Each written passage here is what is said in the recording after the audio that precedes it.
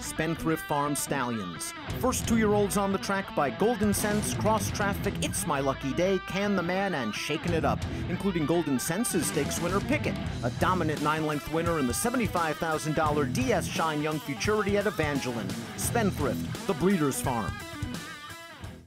Hi everybody, Dan Illman along with Nicole Russo. Welcome to Spa Babies, presented by Spendthrift Farm. We kick off the Friday card with a really nice maiden special weight for New York breds, going 5.5 furlongs. Let's take a look at this field. We're going to have a big favorite in here, Nicole, the number 6, Bankit, 4-5 on the morning line. Steve Asmussen, Ricardo Santana Jr. We'll get to Bankit in a second, but we'll take this field in program number order, beginning with the number 1, Analyze This and That. Analyze This and That, part of the Russell Cash trained entry, and you can certainly understand why this one made the career debut on turf. He is a son of Freud. Yeah, Freud, perennial leading sire by almost any measure in New York, especially dominates the turf ranks in New York. I am kind of surprised that they're going turf to dirt with this one, considering he ran very well against open company on the turf in debut. But there is some turf ability in the female family, kin to 3 dirt winners, the damn one sprinting on the dirt. So maybe this one will have the class to run well against these on any surface. Kendra Carmouche has the mount on the number 1, Analyze This and That, who's going to have to break from the inside post position. His coupled entry mate is the number 1A, Center City. Now, Center City was beaten 16 lengths in his career debut, but he faced a very sharp Jason Service train runner named Lutsky. And Center City, I thought, tried to get into the race from the back of the pack with a 4-wide bid. He seemed very green on the turn, changing leads extremely early. I think he can benefit from that effort, but he is going to have to improve to take down the Asmussen train runner.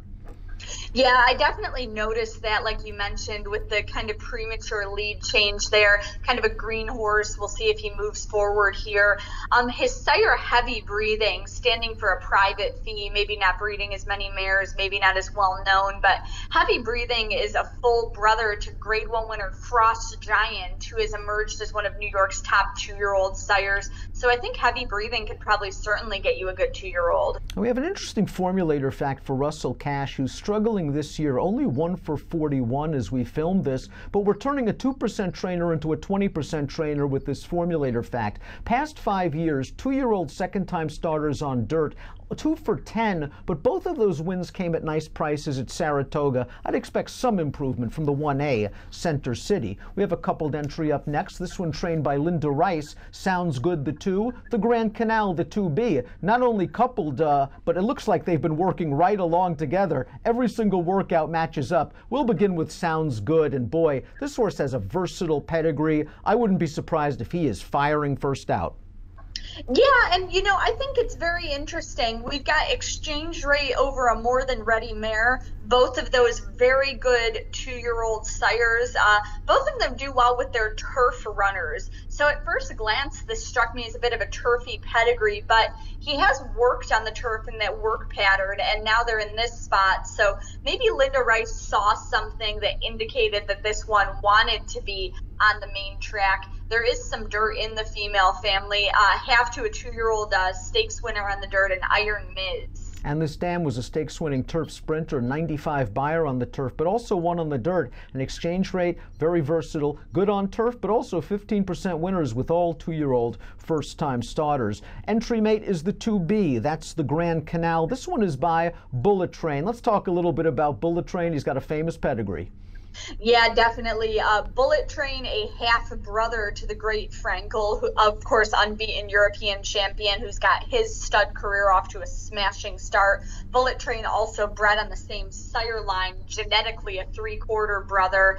I would definitely expect the Bullet Trains to prefer the turf, but this gelding, another one that Linda Rice has worked on turf and then put here, It's a very interesting female family. The dam is by Empire Maker, and from the female family, bred on the same cross as Grade 1 winner Pioneer of the Nile. Of course, a good 2-year-old himself, a versatile runner on a number of surfaces, and he sires good dirt 2-year-olds like champions American Pharoah and Classic Empire. It looks like they've been working in company. I'll be very interested to see what Mike Welsh and his Clocker crew has to say in the daily workout report available on drf.com. The number 3 is Freudnme, and this one attracts Javier Castellano. Only $11,000 weanling, but this sprint-placed dam has foaled 3 winners from as many runners. Freudnme, just the fact that Castellano takes them out has to make you sit up and take notice somewhat.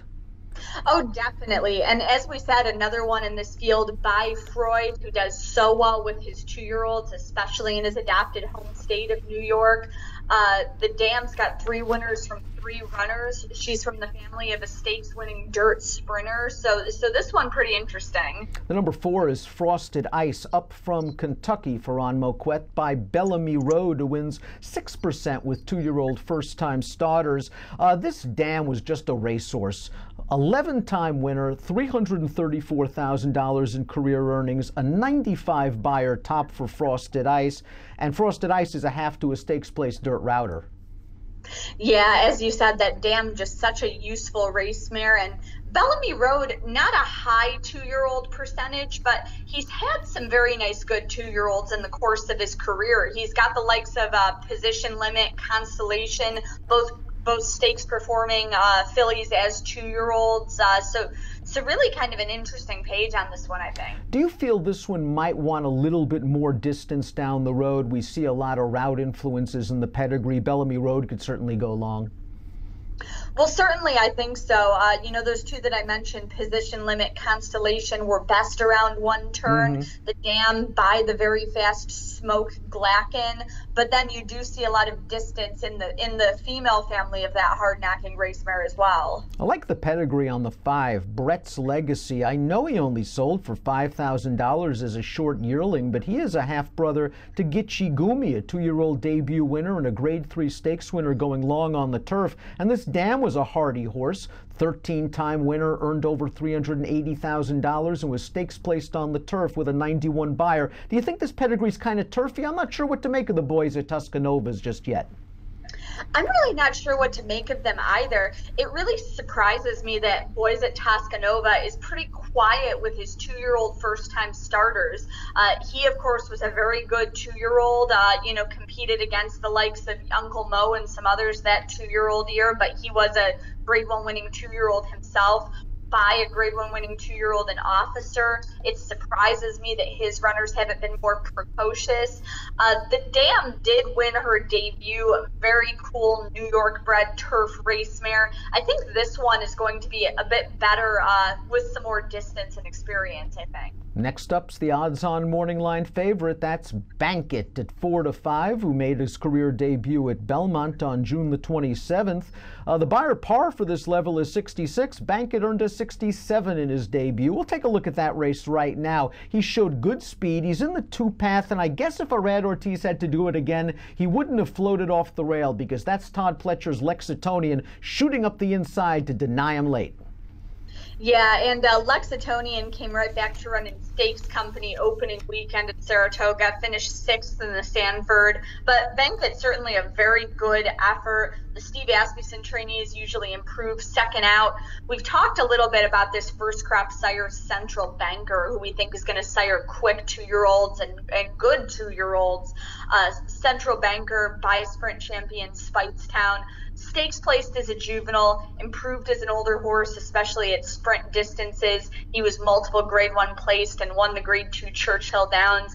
Now standing right up the road from Saratoga at McMahon of Saratoga Thoroughbreds.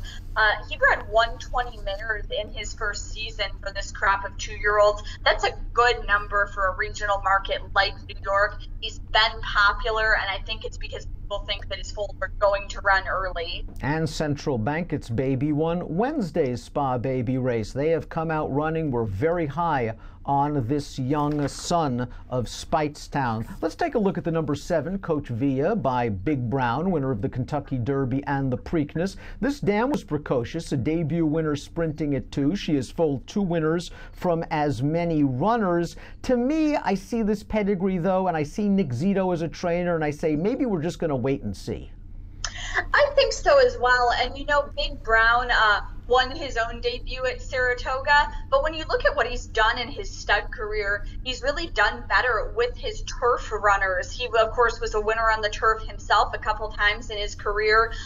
You know, and he can win with his 2-year-olds, but I do like them better on a different surface. Multiple Kentucky Derby winning trainer Zito, one of the best of all time, but this formulator fact is disturbing. Over the past 5 years with 2-year-old first-time starters, in maiden special weight dirt sprints, he's 0 for 53, and not only that, only 2 of those horses have hit the board. They improve second and third time out, often with distance. We complete the field with the number 8 Lumberer, who is a son of the good sprinter, the Lumber Guy. It's a shame the Lumber Guy always seemed to have niggling injuries here and there, because he was a very talented and well-built sprinter. Lumberer showed some speed in his career debut, and he caught a pretty nice horse in the Pletcher-trained La Fuerza, but I do see a lot of turf in this pedigree, and I wonder if maybe that's where Lumberer's future lies.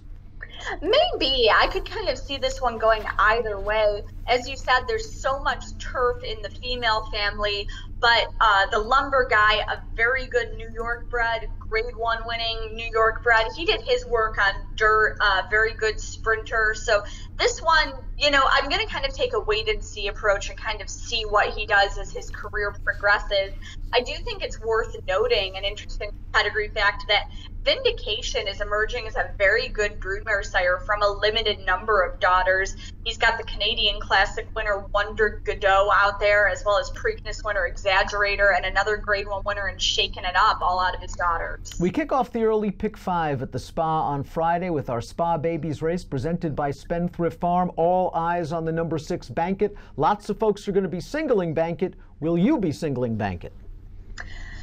You know, perhaps. I think it's very hard to look past him in this spot. As I said, he should definitely move forward off that debut, considering the barn. I do like Central Banker, especially against fellow New York bred runners, New York-based stallions here.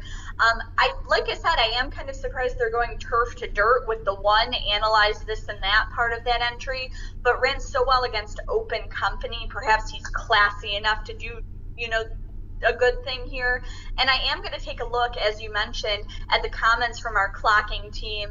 Their reports just so valuable this Saratoga meet. I am going to take a look at their notes for the Linda Rice entry as well. I'm going to use a heaping helping of Bankit in the early pick 5, but I might go with a slight upset. I like the pedigree for the number 2, Sounds Good, for Linda Rice, so we know Linda can get one to pop first time out. I think maybe Sounds Good can pull off a slight upset over Bankit. I do think the number 1A, Center City, will improve off his debut. I think he's best used underneath in single race exotics, along with the 5, Bret's Legacy. And I think I forgot to put this formulator fact up. If the guys in the back can throw it up for Michelle Nevin on Bret's Legacy, it's not a great formulator fact for a very good trainer, only 3% winners, $1.23 ROI. But I like this pedigree, and maybe Bret's Legacy can get a piece. So it's 261A5 for me in Friday's Spa Baby race, presented by Spendthrift Farm. And Nicole and I will be back later this week for the Saturday and Sunday baby races. Stay tuned.